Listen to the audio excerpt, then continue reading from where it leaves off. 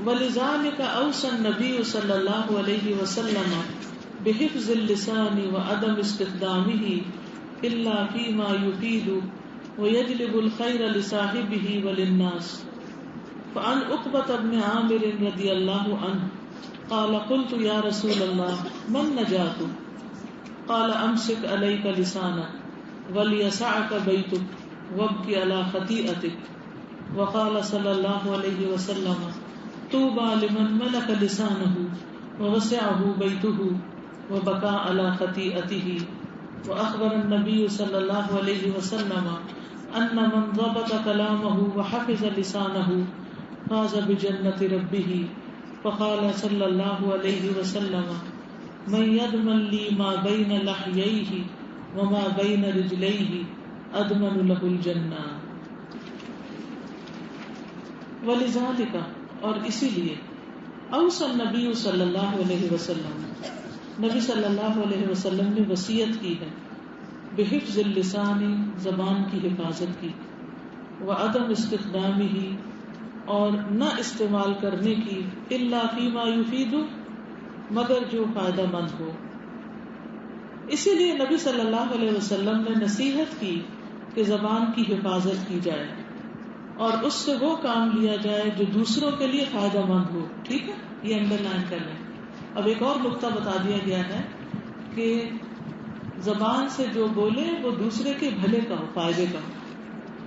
کسی بیمار کی عادت کریں، کسی کو دعا دیں، کسی کی پریشانی کی بات سن کے اس کو اچھا مشورہ دیں، کسی کو امر بالمعروف کریں، نہی عن المنکر کریں، دعوت الی الخیر کریں. وَيَجْلِبُ الْخَيْرَ لِصَاحِبِهِ وَلِلنَّاسِ ایسا کلام ہو جو کرنے والے کے لیے اور لوگوں کے لیے خیر کو کھینچ لائے، خیر کو لے آئے. تو عقبہ بن عامر سے روایت ہے، وہ کہتے ہیں کہ میں نے کہا اے اللہ کے رسول نجات کیا ہے؟ اے اللہ کے رسول صلی اللہ علیہ وسلم نجات کیا ہے؟ انسان کیسے بچے گا؟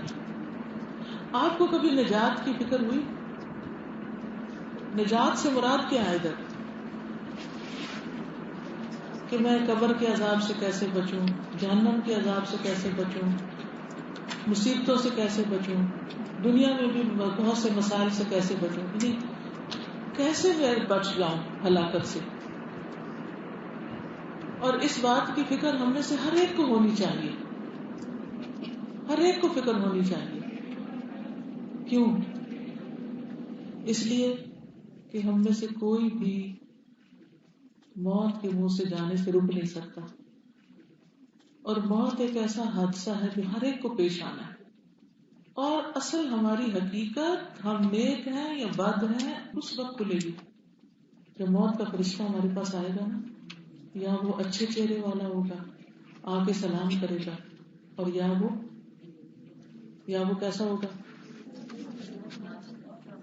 بہت ڈرانا ہوگا، پٹائی کرے گا اور سختی سے جان نکالے گا. اور موت کبھی بالکل اچانک آ جاتی. ابھی ریسنٹلی ہمارے جاننے والوں میں کسی کی ڈیتھ ہوئی ہے. وہ روٹین میں جس صبح ناشتہ کیا، اپنا کام کیا، اور چاشت کی نماز کے لیے وضو کر رہے تھے، اور وضو کیا اور ان کی ڈیتھ ہو گئی. کتنے لوگوں کا ہم کہتے ہیں. ایک مجھے کسی نے واٹس ایپ پہ ویڈیو کلپ بھیجا کہ ایک شخص اپنے بل جمع شاید کرا رہا ہے، کاؤنٹر پہ کھڑا ہے، اور شاید اس نے اپنی کوئی چیز نکال کے دی ہے یا ابھی اس سے تھوڑی سی بات چیت ہی کی ہے. تو وہ جو اٹینڈنٹ ہے وہ کسی جگہ کچھ لینے دینے کے لیے گیا ہے، واپس آیا تو وہ گر پڑا اور ادھر سے پتا. ہم گھر سے نکلتے ہیں، ہمیں نہیں پتا ہوتا ہم نے واپس آنا ہے کہ نہیں آنا. ہم میں سے ہر ایک نے کوئی نہ کوئی ایسا قصہ سن رکھا ہے نا کہ وہ فلاں بےچارہ اچانک ہی موت آ گئی. وہ ہم میں سے کوئی بھی ہو سکتا ہے. تو اس وقت کون آتا ہے ہمارے پاس، کیا ہوتا ہے، یہ بہت اہم ہے اور اس کے بارے میں ہمیں سوچنا چاہیے. کیوں؟ اس لیے کہ موت کے بعد دو چیزیں ہیں جو بہت پریشان کن ہیں. ایک یہ کہ ہم کبھی بھی واپس نہیں آ سکتے دنیا میں. ابھی کیا ہوتا ہے، ہم جاتے ہیں یہاں سے سفر کر کے کہیں جاتے ہیں، کسی کے گھر جاتے ہیں یا کہیں پر بھی، تو ہم واپس آ جاتے ہیں. آپ کے بہن بھائی رشتے دار یا جو بھی کوئی ہوتے ہیں جاتے جاتے ہیں اور پھر وہ واپس آ جاتے ہیں. آپ خود گھر سے نکلتے ہیں پھر واپس آ جاتے ہیں. موت کے بعد کوئی بھی واپس نہیں آئے گا. امیجن کریں کہ آپ مر کے قبر میں جا چکے ہیں اور اب آپ کے پیچھے بہت سے کام ہیں. مثلاً آپ اس وقت یہاں آئے ہوئے ہیں تو آپ دیکھیے کہ آپ سب سوچیے آپ گھر سے آئے ہیں, پیچھے کوئی کام تھا آپ کا کہ کوئی نہیں؟ کسی کا کوئی کام پیچھے تھا کہ کوئی کام نہیں؟ ہم سب کے پیچھے کوئی نہ کوئی کرنے والے کام ہوتے ہیں. پھر جب ہم گھر جاتے ہیں تو فٹافٹ ہر چیز ادھر ادھر پھینک کے فوراً کیا کرتے ہیں؟ کوئی کھانا پکانے لگتا ہے, کوئی برتن دھونے لگتا ہے, کوئی ٹیبل لگانے لگتا ہے, کوئی بچوں کو کھانا دیتا ہے, کوئی کچھ. کتنے ہی کام ہیں. لیکن جب کوئی فوت ہو جاتا ہے تو پھر کیا ہوتا ہے؟ واپس آ کے گھر کے کوئی کام کر سکتا ہے؟ دوسری بڑی پریشانی, یعنی آپ سوچئے کہ آپ ایک ایسی جگہ پہ چلے گئے وہاں سے نکل نہیں سکتے. کبھی آپ کے ساتھ ایسا ہوا کہ آپ کسی کمرے میں اور اس کا دروازہ بند ہو گیا, لاک ہو گیا اور وہ کھل نہ رہا. وہ جو ہینڈل والے دروازے ہوتے ہیں نا, دروازوں کا وہ لوز ہو جاتا ہے تو آپ انہیں کھول رہے ہیں. کبھی واش روم میں لاک ہوئے, کئی دفعہ لوگوں کے ساتھ ایسے ایکسپیرینس بھی ہوتے ہیں. اس تھوڑی دیر میں کبھی کوئی لفٹ میں بند ہوئے, اس تھوڑی دیر میں کیسا دل گھبراتا ہے. اللہ توبہ, موت یاد آ جاتی ہے کہ اگر اس سے باہر نہ نکلے تو بنے گا کیا. دوسری بڑی مصیبت, اگر ہمارے اعمال درست نہیں تو کیا ہم قبر میں آئندہ زندگی کے لیے, حشر کے میدان کے لیے تیاری کر سکتے ہیں؟ کچھ اپنا آپ ٹھیک کر سکتے ہیں وہاں پر؟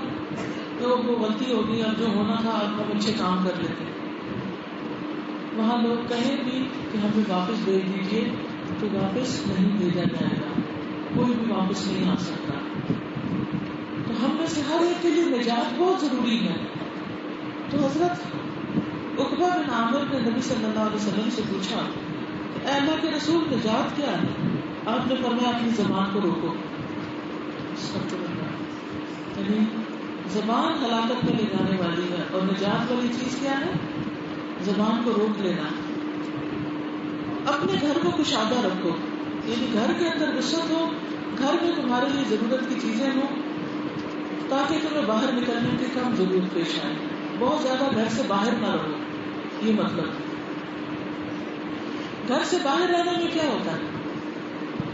سوشلائزنگ ہوتی ہے, ہمارا واسطہ اور لوگوں سے بہت پڑتا ہے, اور پھر اس طرح ہم بہت سی خرابیوں میں پڑ جاتے ہیں. تو آپ نے فرمایا تمہارا گھر تمہارے لیے کھلا رہے, اور اپنی خطا پر رو, اپنی غلطیوں پر رویا کرو. اب دیکھیے ہم کتنی بھی کوشش کریں نا, پھر بھی ہماری زبان سے کوئی نہ کوئی بات بھول چوک کے ایسے نکل جاتی ہے. بعض اوقات ہمیں بتانا ہوتا ہے 4 اور ہم کہہ جاتے ہیں 8. اب دوسرے کو تو غلط بتا دیا نا, وہ تو ہمیں سچا سمجھ کے ہماری بات کو لے لے گا, وہ 8 ہی سمجھے گا, لیکن بات 4 کی تھی. اس صورت میں جو ہی یاد آئے تو اب یہ نہیں کہنا چاہیے اچھا ٹھیک ہے نا, پھر ہو گیا غلطی سے, پھر کیا ہوا, نہیں, رو کے معافی مانگے. تو جو لوگ اپنی غلطیوں پر رو کے معافی مانگ لیں گے, اپنے کیے کو انڈو کر دیں گے, تو انشاءاللہ ان کی نجات ہو جائے گی, وہ پھر آخرت میں خوشحال ہوں گے. آپ صلی اللہ علیہ وسلم نے فرمایا خوشخبری اس کے لیے جس نے اپنی زبان کو قابو میں رکھا, اپنے گھر کو کشادہ کیا اور اپنی خطا پر رویا. اور نبی صلی اللہ علیہ وسلم نے خبر دی کہ جس نے اپنی باتوں کو قابو کیا, اپنی زبان کی حفاظت کی, وہ اپنے رب کی جنت کے ساتھ کامیاب ہو گیا. یعنی زبان کو کنٹرول کرنے کا اجر اور ثواب کیا ہے؟ جنت میں داخلہ. اور اصل کامیاب کون ہے؟ مَنْ زُحْزِحَ عَنِ النَّارِ وَأُدْخِلَ الْجَنَّةَ فَقَدْ فَازَ, جو آگ سے بچا لیا گیا اور جنت میں داخل کر دیا گیا, وہی دراصل کامیاب ہوا. وَمَا الْحَيَاةُ الدُّنْيَا إِلَّا مَتَاعُ الْغُرُورِ, اور نہیں دنیا کی زندگی مگر دھوکے کا سامان. ہم اس میں دل بہلاتے رہتے ہیں, ہم لوگوں کے بیچ میں ہوتے ہیں, گپ شپ لگ رہی ہوتے ہیں, بڑے خوش ہو رہے ہوتے ہیں, ہم دھوکے میں ہوتے ہیں کہ یہ خوشی کا وقت ہے. ہم اچھے اچھے کھانے پکا کے کھا لیتے ہیں, خوش ہو جاتے ہیں, ہم سمجھتے ہیں کہ ہم بڑے اچھے کام کر رہے ہیں, ہمیں کوئی فکر نہیں، کوئی پرواہ نہیں، کوئی پریشانی نہیں، بہت ہے اللہ کا دیا ہوا اور ہم جو چاہیں کھا سکتے ہیں، لیکن دھوکے میں ہے. اگر ہمارے پاس اچھے کام کرنی تو موت کا فرشتہ جب آ جائے گا تو ہمیں بے بس کر دے گا. تو ایسے ہی ہے جیسے کوئی پولیس میں نہ کے کسی مجرم کو پکڑ لے، اگر کوئی اللہ سے معافی مانگ کے اپنے اعمال کی اصلاح نہیں کرتا اور غلط کام کر رہا ہوتا ہے. تو آپ صلی اللہ علیہ وسلم نے فرمایا جو شخص مجھے اپنے دو جبڑوں کے درمیان اور اپنی دو ٹانگوں کے درمیان کی چیزوں کی ضمانت دیتا ہے میں اس کو جنت کی ضمانت دیتا ہوں. کیا مطلب ہے اس کا؟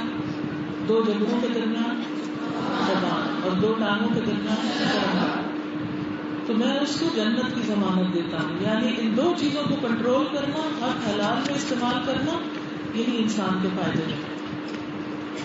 وَقَوْلُهُ لَحْيَيْهِ تَسْمِيَةُ لَحْيٍ وَهُمَا الْأَزْمَانِ فِي جَانِبَيْ الْفَمِ وَالْمُرَادُ بِمَا بَيْنَهُمَا اللِّسَانُ. وقال صلی اللہ علیہ وسلم من وقاه اللہ شر ما بین لحییہ وشر ما بین رجلیہ دخل الجنہ. وقد بین النبی صلی اللہ علیہ وسلم ان خروج اللسان عن حد الصحة وتجاوزه الضوابط الشرعیة للکلام يدل على مرض القلب وضعف الإيمان وهذا يبين علاقة الظاهر بالباطن وأن الإيمان قول وعمل يزيد بالطاعة وينقص بالعصيان. قال عليه الصلاة والسلام لا يستقيم إيمان عبد حتى يستقيم قلبه ولا يستقيم قلبه حتى يستقيم لسانه. وقوله لحییہ، اور یہ جو پیچھے لحییہ کا لفظ استعمال ہوا ہے یہ لحین کا تسمیہ ہے. لحی اور وہ منہ کے دونوں جانب کی ہڈیاں ہیں.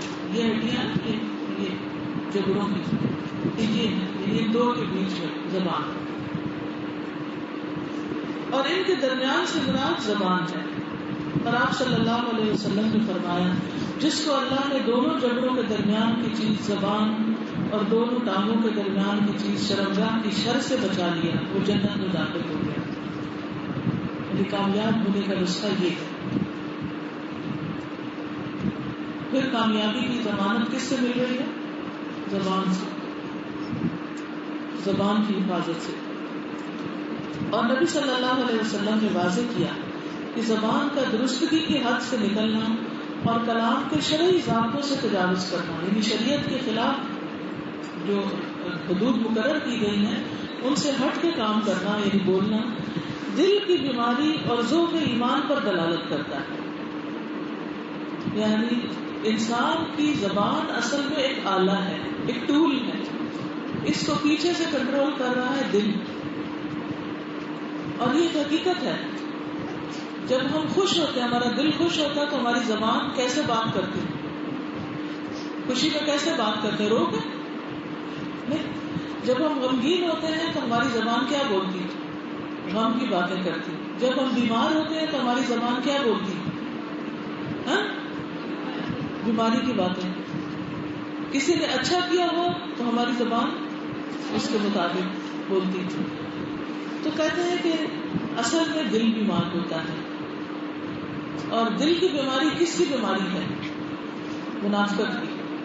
قرآن مجید سے پتہ چلتا ہے کہ منافقوں کے لیے اللہ تعالیٰ فرماتے ہیں فی قلوبہم مرض، ان کے دلوں میں بیماری ہے. فزادہم اللہ مرضا، اللہ نے ان کی بیماری اور بڑھا دی.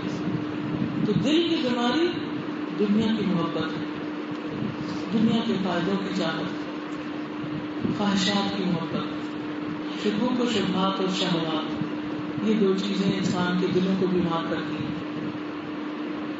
تو دل کی بیماری اور ذوق ایمان پر دلالت کرتا ہے، ایمان کی کمزوری. منافقت میں ایمانی کی کمزوری تو ہوتی ہے. تو اس سے کیا پتہ چلتا ہے کہ زبان کی خرابی دراصل ہمارے اندر کا آئینہ ہوتی ہے. ہم اندر سے جو کچھ ہے وہی ہماری زبان بتاتی ہے. انسان جب تک چپ رہتا ہے اس کے عیب اور ہنر چھپے رہتے ہیں. جو ہی وہ بولتا ہے تو اس کے اندر کا انسان کھل کے سامنے آ جاتا ہے. گویا انسان اپنی زبان کے ذریعے ننگا ہو جاتا ہے. اور یہ ظاہر اور باطن کے تعلق کو بیان کرتا ہے. اور جبکہ ایمان قول اور عمل ہے جو اطاعت سے بڑھتا ہے اور نافرمانی سے گھٹتا ہے. ایمان کیا ہے؟ انڈر لائن کریں اس کو. ایمان قول اور عمل ہے. ایمان صرف دل کی بات نہیں ہے. ایمان کا تعلق زبان سے بھی ہے. ایمان کا تعلق ہمارے عمل سے بھی ہے. اور ایمان کیسے بڑھتا ہے؟ اللہ کی اطاعت کرنے سے بڑھتا ہے اور نافرمانی کرنے سے ایمان گھٹتا ہے. ایمان ایک ہی جگہ نہیں رہتا, گھٹتا بڑھتا رہتا ہے. ٹھیک ہے. تو یہ بہت ہی پتے کی بات ہمیں بتا دی گئی کہ اگر ہم چاہتے ہیں ہماری زبان درست ہو تو ہمیں کیا درست کرنا پڑے گا؟ دل. اور دل درست کرنے کے لیے ہمیں کس چیز کا خیال کرنا پڑے گا؟ ایمان کا. ٹھیک ہے. تو یہ تینوں چیزیں لازم و ملزوم ہیں. آپ علیہ الصلوۃ والسلام نے فرمایا کسی بندے کا ایمان اس وقت تک سیدھا نہیں ہو سکتا جب تک اس کا دل سیدھا نہ ہو. اللہ اکبر. یعنی ایمان ہی صحیح نہیں ہوگا جب تک دل درست نہ ہو, اور اس کا دل سیدھا نہیں ہو سکتا جب تک زبان سیدھی نہ ہو. دل کتنا بھی اچھا ہو کس سے خراب ہوتا ہے؟ باتوں سے. چاہے ہم خود غلط باتیں بول رہے ہوں یا کسی کی غلط سن رہے ہوں. کیا ایسا ہوا کبھی کہ غیبت سن کے آپ کا دل بڑا خوش ہوا؟ اگر ایسا ہوا تو یہ منافقت کی علامت. جب انسان کسی دوسرے کی برائی سنتا ہے تو اس کے دل میں بے چینی ہونی چاہیے, اصلاح کی فکر ہونی چاہیے. اور پھر آپ دیکھیے کہ ہماری باتیں کس طرح کی ہوتی ہیں. ہماری باتیں لوگوں کے ساتھ ہوتی ہیں, اور لوگ تین طرح کے ہوتے ہیں. کچھ لوگ ہم سے بڑے ہوتے ہیں عمر میں, مرتبے میں, مقام میں. کچھ لوگ ہمارے برابر کے ہوتے ہیں ایک جیسے, اور کچھ لوگ ہم سے چھوٹے ہوتے ہیں. ہم عام طور پر چھوٹے لوگوں سے کیسے بات کرتے ہیں؟ اور چھوٹے تحکمانہ لہجے میں, ڈانٹ ڈپٹ کر کے, ادھر آ ادھر جا, نہ کوئی عزت, نہ کوئی ادب, نہ احترام, کوئی مشفقانہ سلوک نہیں, بس ڈانٹ ڈپٹ اور کمانڈنگ لہجہ ہوتا ہے. اس سے کیا ہوتا ہے؟ وہ اسی طرح سیکھ جاتے ہیں بات کرنا, پھر وہ بھی وہی زبان بولتے ہیں. ہم اپنے ساتھ والوں کے ساتھ کیسا سلوک کرتے ہیں؟ جیسا وہ ہمارے ساتھ کرتے ہیں. وہ اچھے ہو تو ہم بھی اچھے ہوتے ہیں, وہ اچھے نہ ہو تو ہم بھی اچھے نہیں ہوتے. اور اپنے سے اوپر والوں کے ساتھ ہم عام طور پر خوشامد کر رہے ہوتے ہیں کیونکہ وہ ہماری مجبوری ہوتی ہے. اچھا انسان کون ہے؟ جو اوپر والے سے بھی اچھا ہے, جو سامنے والے سے بھی اچھا ہے, اور جو نیچے والے سے بھی اچھا ہے. یہ ہے اچھا اخلاق. ٹھیک ہے. کیا ہے اچھا اخلاق؟ یہ باتیں اگر آپ آج لکھ لیں گے نا تو آپ کی کتاب نوٹس آپ کے ساتھ رہ جائیں گے. پھر کسی وقت دوبارہ آپ ان کو پڑھ کے اپنا ایمان تازہ کر سکتے ہیں. اور آپ اپنے بچوں کو بھی یہ کتاب پڑھا سکتے ہیں, اپنے رشتے داروں کو, اپنے دوستوں ساتھیوں کو. آپ کو کتاب دینے کا مقصد یہی تھا کہ یہ علم صرف میرے تک نہ رہ جائے, آپ تک بھی پہنچے اور آپ سے آگے بھی پہنچے. کیونکہ اگر زبانی باتیں بتائی جائیں تو اس کا کیا ہوتا ہے؟ بھول جاتی ہے. یہاں سے آپ اٹھیں کہ باہر جائیں گے اور آپ سوچیں آج کیا پڑھا, شاید ہی کوئی بات یاد ہے. کچھ لوگوں کا تو یہ حال ہوتا ہے, کچھ لوگوں کو کچھ یاد بھی ہوتا ہے. لیکن یاد ہوتے ہوئے بھی جب عمل کی باری آتی ہے تو اس وقت ہم بھول بھی جاتے ہیں. اس علم کو عمل میں لانے کے لیے بار بار یاد دہانی کی ضرورت ہوتی ہے. ٹھیک ہے. تو اس لیے قلم کاغذ کو نہ بھولیں. تو میں بات کر رہی تھی کہ ہمارے اپنے بڑوں سے کس طرح کا لہجہ ہوتا ہے, ان سے کیسے بات کرتے ہیں. ہم سب نوٹ کریں کہ ہم اپنے والدین سے کیسے بولتے ہیں. قرآن مجید میں اللہ تعالیٰ نے کیا فرمایا, کیسے بولو؟ وَلَا تَقُلْ لَهُمَا اف, ماں باپ کو اف نہیں کہنا, ڈانٹ کے بات نہیں کرنا. وَلَا تَنْهَرْهُمَا, اور نہ انہیں ڈانٹو, اور نہ انہیں ڈانٹو. کیسے بات کرو؟ وَقُلْ لَهُمَا قَوْلًا كَرِيمًا, عزت سے بات کرو, نرمی سے بات کرو, اچھے طریقے سے بات کرو. شوہر کے ساتھ کیسے بولنا چاہیے؟ وہ ہم سے بڑا ہے کہ نہیں؟ پہلے تو یہ بتائیں. کیونکہ بہت سی عورتیں تو کہتے ہیں وہ ہمارے برابر کا ہے. ایسا کہنا اللہ کے حکم کی خلاف ورزی ہے. کیونکہ قرآن مجید میں اللہ تعالیٰ نے شوہر کو ایک درجہ زیادہ دیا ہے. وَلِلرِّجَالِ عَلَيْهِنَّ دَرَجَةٌ. یہ کہاں پر آیا ہے؟ قرآن مجید میں. تو شوہر کو اپنے برابر کا نہیں سمجھنا چاہیے، اسے ایک درجہ اوپر دینا چاہیے، اس کی بات ماننی چاہیے، اس سے مشورہ کرنا چاہیے، اس کے ساتھ احترام سے پیش آنا چاہیے، حسب المقدور اس کی خدمت کرنی چاہیے، اس کے ساتھ چیخ چلا کے بات کرنا، روڈ بات کرنا، بدتمیزی کرنا یہ نہیں ٹھیک ہے۔ کبھی کبھار انسان غصے میں آ جاتا ہے اور لڑائی کر بیٹھتا ہے، لیکن یہ روز کا معمول نہیں ہونا چاہیے۔ لڑائی کو ختم کیسے کیا جا سکتا ہے؟ جب دوسرا غصے میں ہو تو پہلے خاموش رہے، اگر بات کرے بھی تو ٹھنڈے دل سے بات کرے۔ آگ کب بھڑکتی؟ غصہ آگ سے ہوتا ہے، آگ کب بھڑکتی ہے؟ جب اس کو ہوا دی جائے۔ تو ہماری باتیں بعض اوقات دوسرے کے غصے کو ہوا دے رہی ہوتی ہے اور وہ اور زیادہ غصے میں آ جاتا ہے۔ عقل مند عورتیں شوہر کے غصے پر کنٹرول کرنا جانتی ہیں، اپنے صبر کے ساتھ، خاموشی کے ساتھ، عزت اور احترام کے ساتھ۔ تو ہمارا جو لہجہ ہے وہ بھی اچھا ہونا چاہیے، جو بات ہے وہ بھی اچھی ہونی چاہیے اور مقصد صحیح ہونا چاہیے۔ اچھا، بعض اوقات ہم باتیں سناتے ہیں، وہ کیسے ہوتا ہے؟ اپنے آپ سے بولیں گے میرے تو قسمت ہی ٹوٹی ہوئی ہے، مجھے تو یہ، اور سنا کس کے رہے ہوتے ہیں؟ شوہر کو یا ساس کو یا جو بھی گھر میں ہو جائے۔ قرآن مجید میں اللہ تعالیٰ فرماتے ہیں یا ایھا الذین آمنوا اتقوا اللہ وقولوا قولا سدیدا، اے لوگوں جو ایمان لائے ہو اللہ سے ڈرو اور سیدھی بات کیا کرو۔ بل پھیر کے باتیں کرنا، گھما پھرا کے باتیں کرنا، جھوٹی باتیں کرنا، لچھے دار باتیں کرنا، ان چیزوں سے پرہیز کرنا چاہیے۔ جب کوئی صحیح بات کرے گا، مناسب لہجے میں بات کرے گا، اچھی طرح سے بات کرے گا، اس کا فائدہ کیا ہوگا؟ اللہ تعالیٰ فرماتے ہیں یصلح لکم اعمالکم، وہ تمہارے اعمال درست کر دے گا، ویغفر لکم ذنوبکم، اور تمہارے گناہوں کو معاف کر دے گا۔ واللہ غفور رحیم، اور اللہ غفور رحیم ہے۔ چلیے اب آپ کی باری ہے، آپ اس موضوع پر بات کیجیے، پھر آگے چلیں گے۔ ابھی جو آیت آپ نے پڑھی یہ آیت خود کا نکاح میں شامل ہے جی، تو مجھے آج سمجھ میں آ رہا ہے کہ شامل ہے، کیونکہ شادی کے موقع پر بھی رشتہ لینا دینا ہو تو ہم کیا کرتے ہیں؟ غلط باتیں کرتے ہیں۔ اور اس کے بعد شوہر کے ساتھ تعلقات میں قول سدیدہ نہیں ہوتا، بالکل، اور یہ نکاح کے موقع پر جو مانڈ کروائی گئی ہے بالکل، پہلے پاس۔ جی دوسرے بولے۔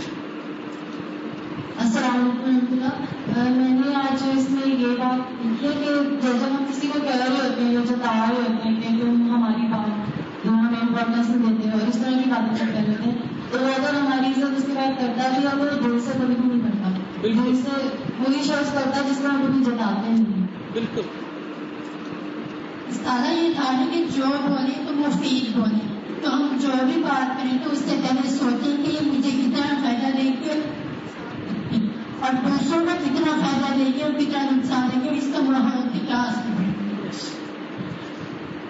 جیسے ہم کہتے ہیں اللہ معاف کرے میں غیبت تو نہیں کرنا چاہتی پر دوسرا ایسا ہے تو مجھے مجبوراً کہنا پڑ رہا ہے، یہ بات سوچ کے اگر کہے کہ مجھے کیا فائدہ دے گی یہ بات، اور جس کی غیبت ہو رہی ہے اس کو کیا فائدہ دے گی، اور جس کو میں سنا رہا ہوں اس کو کیا فائدہ دے گی، نقصان ہی نقصان ہے، ہر اینگل سے نقصان ہے۔ اسی طرح کسی کے خلاف کوئی اسکینڈل مشہور کر دینا، بری باتیں مشہور کر دینا، اس کی عزت پامال کر دینا، وہ مجھے فائدہ دے گا یا اس کو دے گا یا کس کو دے گا؟ جب ہم کسی کی عزت لوٹتے ہیں تو اس کے لیے کتنا بڑا نقصان کرتے ہیں، اس کو ایک طرح سے قتل کر کے رکھ دیتے ہیں، وہ سر اٹھانے کے قابل نہیں رہتا۔ جی ساتھ جب ہم بعض اوقات بہت زیادہ بول جاتے ہیں کسی کے ساتھ، ہم یہ نہیں سوچتے کہ اس کے دل میں کیا گزر ہے، اپنا بول کر اور بات میں جب ہمیں احساس ہوتا ہے کہ ہم کو زیادہ ہو تو اس سے ہم کہتے ہیں کہ ہمارا دل صاف ہے، بس ہمارے منہ سے نکل۔ بہت اچھی بات آپ نے کی کہ ہم دوسرے کو اپنے دل کی صفائی کا یقین دلاتے رہتے ہیں، حالانکہ جو دل میں ہے وہ زبان پر آ جائے۔ ہم اپنے والد کو جب کہتے تھے نا ہماری نیت اچھی ہے تو کہتے تھے نیت عمل سے ظاہر ہوتی ہے، کیونکہ انما الاعمال بالنیات۔ ہم جھوٹا دعویٰ نہیں کر سکتے ہماری نیت بہت اچھی ہے لیکن ہمارا طریقہ ٹھیک نہیں، وہ طریقہ خود ہی ٹھیک ہو جائے گا اگر واقعی نیت اچھی ہوگی۔ جی بات کی بہتر جو ہوتی ہے وہ کم کر رہے ہوتے ہیں، اور کیونکہ ہماری بات ہمارا حصہ ہوتی ہے تو ہم اپنی بات کی پہلے کم کرتے ہیں، پھر ہمیں شکایتیں ہوتی بات ہی نہیں سنتے, لوگ ہماری بات مانتے ہی نہیں, اور حالانکہ وہ ہم اپنی بات کو ویلیو جو ہے وہ کم کر دیتے ہیں. بالکل. جب کوئی ہماری بات نہ سنے تو بجائے دوسرے کو بلیم کرنے کے خود کو دیکھیں کہ ہمارے اندر کیا کمی ہے, ہماری کیا غلطی ہے.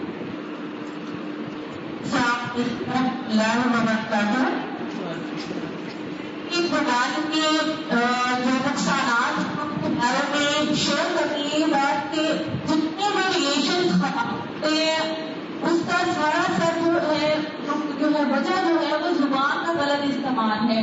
کہ نہ تو اساتذہ کی وہ عزت رہی ہے, تو بچے جو ہے دوسرے اسکول جو ہے اکیڈمک جتنے بھی ادارے ہیں وہاں بہت زیادہ تعلیمات دی جاتی ہے, لیکن جو ہے احترام اور ایسی چیزیں نہیں سکھائی جاتی.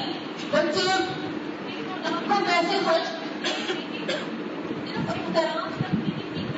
جی, اصل بات یہ ہے کہ زبان ہماری ہر وقت کے استعمال کی چیز ہے, ایسے ہی ہے, لیکن بچپن سے لے کے اب تک ہم نے کتنی بار اس کا درست استعمال سیکھا کہ کیا بولنا ہے کیا نہیں بولنا.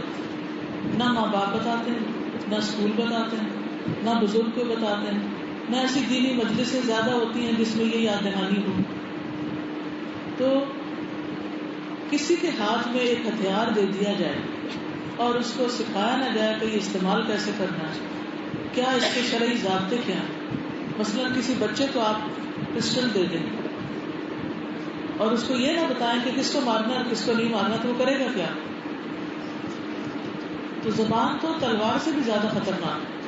تلوار کا زخم منتقل ہو جاتا ہے, زبان کا زخم نہیں ہوتا. ٹھیک ہے جی. وعلیکم السلام. یہ بات مجھے بہت اچھی لگی کہ ہم بات معمولی ہی کرتے ہیں, لیکن ہمارا باڈی لینگویج اتنا زیادہ تحقیر ہمیں کا ہوتا ہے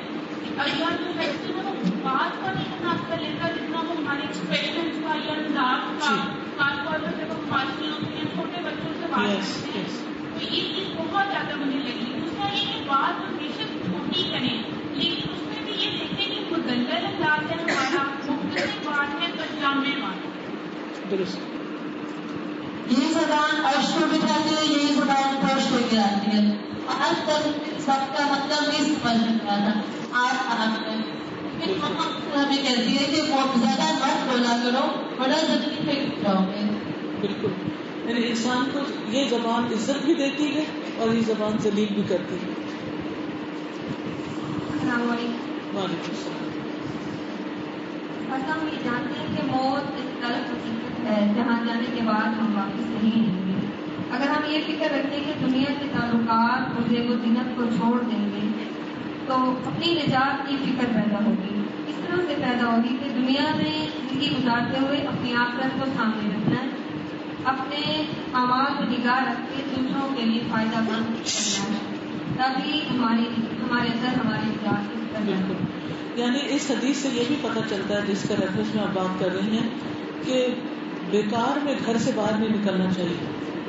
مثلا ایک عورت جب تک اپنے گھر میں ہے, اپنے گھر کو لک آفٹر کر رہی ہے, اپنے بچوں کا خیال رکھ رہی ہے, دن کا ایک بڑا حصہ اکیلے ہے, ذکر الہی کرتی رہتی ہے, کچھ اچھے لیکچر سن لیتی ہے, کوئی اور اچھی ایکٹیویٹی کرتی ہے, تو زبان کے گناہ کہاں ہوں گے؟ نہیں ہوں گے نا. لیکن اگر وہی عورت گھر کا کام ادھورا چھوڑ کے کسی پڑوسن کے پاس جا ملنے بیٹھتی ہے یا کوئی فون اٹینڈ کر لیتی ہے, پھر آپ دیکھیے کتنا بچتی ہے. بچ سکتی. یہ بڑی حکمت کی بات ہے کہ تمہارا گھر تمہیں کافی ہو, گھر میں رہو, کم سوشلائز کرو, ضرورت کے تحت تو ملو, لیکن ہر وقت سوشلائز مت کرو, ہر وقت بہت باتیں نہیں کرو, کیونکہ جب انسان زیادہ بولتا ہے تو ہی پھسلتا ہے. السلام علیکم ورحمۃ اللہ وبرکاتہ. سادہ میں نے بچپن سے ہی سنتی آ رہی ہوں کہ ایک چپ اور سو سن. کبھی اس کا مطلب نہیں سمجھ میں آیا.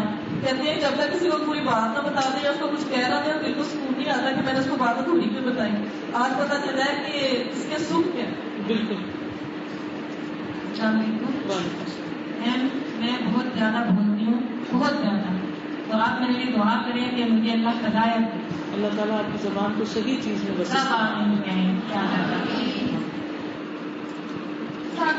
وعلیکم السلام. میں نے یہ پوچھنا تھا کہ جس طرح ہم فرینڈ سرکل میں کبھی فری ٹائم ہو تو ہم مطلب جسٹ فن فضول ٹائپ سے بول رہے ہوتے ہیں, چاہے ہم اس میں ایک دوسرے کو ہرٹ نہ بھی کریں لیکن کوئی مقصد نہیں ہوتا ہمارے. اور بہت سارا ٹائم ان باتوں میں لگ جا رہا ہے، تو کیا یہ بھی غلط ہے؟ جنت میں جانے والے ان اوقات پر حسرت کریں گے جن میں انہوں نے رب کا ذکر نہیں کیا ہو، ریگریٹس ہوں گی ان کو. جو ہماری بیکار کی باتیں ہیں وہ ہمارے نام اعمال، نیکی والے نام اعمال میں نہیں جاتی، تو گویا ہمارے وقت کا وہ حصہ بلینک چلا گیا، ضائع ہو گیا. کسی بزرگ نے کہا تھا کہ زندگی ایسے جیسے برف کی سیل ہو، تو وہ اگر نہ بکے تو کیا ہوتا ہے، برف اگر نہ بکے تو برف والے کا نقصان ہوتا ہے، کیونکہ وہ پانی بن بن کے گرتی چلی جاتی ہے. اسی طرح جو ہماری زندگی اگر ہم اسے پروڈکٹیو استعمال نہیں کرتے، صحیح کام نہیں لیتے، تو وہ پگھل پگھل کے ضائع ہو جاتی ہے اور ہمیں یہ زندگی دوبارہ نہیں ملے گی. ہمارا وقت بہت ہی قیمتی ہے، تو اس لیے احتیاط کرنی چاہیے. ٹھیک ہے ہمارا دل چاہتا ہے فرینڈز آپس میں باتیں کریں، تو کوئی کام کی بات، کوئی کسی سبجیکٹ کے اوپر ڈسکشن، کوئی علمی بات، کوئی دوسرے کو فائدہ دینے والی بات ہو، نہ کہ محض بات برائے بات. اور یہ نہیں ہو سکتا کہ اس میں بے فائدہ باتیں صرف بے فائدہ ہوں، بعض اوقات حرام کی حدوں کو بھی چھو جاتی ہے. السلام علیکم. وعلیکم السلام. میرا اکثر زندگی میں تجربہ رہا کہ کچھ لوگ نا اپنی لڑکیاں شادی شدہ اپنے میکے میں جا کے میرا زیادہ تر مسئلے سسرال سے ہوتے ہیں، نند دیکھ رہے جٹھانیاں ہو رہا میکے میں جا کر کیا کرتے ہیں میاں کی بھی، اور بعد میں جب ان کے سلوک میاں سے اچھا ہو جاتا ہے تو بعد میں وہ لاکھ کوششیں کرتی ہے کہ اپنے میاں کو، ماں کی، بہن بھائیوں کی، اور نہ اپنے میکے میں میاں کی دوبارہ عزت بنوائے، وہ کبھی نہیں کرتی. اور جب بھی کوئی عورت کسی نئے ملنے والے سے کیا اپنے میکے میں اپنے سسرال والوں کی برائیاں کرتی ہے تو وہ اپنے دل کا بوجھ کو ہلکا کر دیتی ہے، لیکن بعد میں اسے یہ محسوس ہوتا ہے کہ وہ اپنی ان کی نظر میں خود کو گرا رہی ہوتی ہے، کیونکہ اس کی ویلیو وقار پھر اس کے میکے سے نہیں اس کے سسرال سے ہوتا ہے، لیکن وہ بوجھ ہلکا کرے کہ کبھی بھی اپنا وقار ان میں قائم نہیں رکھتے. بہت کام کی بات کی آپ نے، جزاک اللہ خیر. ہم میں سے بہت سے لوگ اپنا دل ہلکا کرنے کے لیے کسی کی برائی کر دیتے ہیں، خاص طور پر سسرال کی یا اس طرح. اور وہ دل تو ہلکا ہو جاتا ہے اس وقت، لیکن اس کے بعد جو شرمندگی ہوتی ہے اور جو ریگریٹس ہوتے ہیں اور دل پہ بوجھ ہوتا ہے کچھ نہ کچھ، اس سے اور ذہنی بیماریاں پیدا ہوتی ہیں. اب جیسے حابیل اور قابیل کا قصہ ہے، جب قابیل نے حابیل کو قتل کر لیا تو اس کے بعد کیا ہوا؟ فَأَصْبَحَ مِنَ النَّادِمِينَ، ندامت اٹھانے والوں میں سے شامل ہو گیا، نادم ہو گیا. اور بعض روایات میں آتا ہے کہ وہ یعنی کہ بڑا سوچتا رہتا تھا اور کچھ کرنے کے قابل نہیں رہا، بالآخر اسی طرح ختم ہو گیا. تو انسان جب زندگی میں کسی کے لیے برا چاہتا ہے یا برا کرتا ہے تو دراصل وہ اپنے ساتھ ظلم کر رہا ہوتا ہے. کسی کے ساتھ ظلم، اپنے ساتھ ظلم کرنا ہے. اس لیے ہمیشہ سوچ سمجھ کے معاملہ کریں. آگے چلیں.